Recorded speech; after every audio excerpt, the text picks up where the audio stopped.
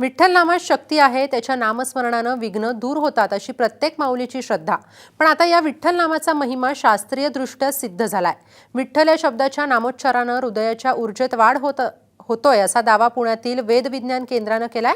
या संबंधीचा एक प्रबंधही Asian journal of complementary and alternative मीडियानं या आंतरराष्ट्रीय नियतकालिकात प्रसिद्ध झालाय. पाहूया त्या संदर्भातला एक रिपोर्ट. ब्लड प्रेशर संतुलन, हार्ट रेट नॉर्मल, पल्स रेटही संतुलित. इतकंच नाही तर इको रेशोतील सकारात्मकरित्या वाढ. हे सर्व सकारात्मक परिणाम आहेत ते 10 दिवस सलग 9 मिनिटं शांत बसून विठ्ठल नामस्मरणाचे. पुण्यातील वेद विज्ञान केंद्र आणि द इनामदार हार्ट क्लिनिक यांनी हे सिद्ध केलंय. विठ्ठल नामात काय शक्ती आहे हे पुण्यातल्या या गटानं समोर आणलंय. डॉक्टरांच्या या गटानं 30 लोकांचं सर्वेक्षण केलं. या सर्वेक्षणात सर्वांना सलग 10 दिवस केवळ 9 मिनिटं विठ्ठल हा शब्द उच्चारायला सांगितला. फक्त तो मनापासून उच्चारला जावा इतकीच अट.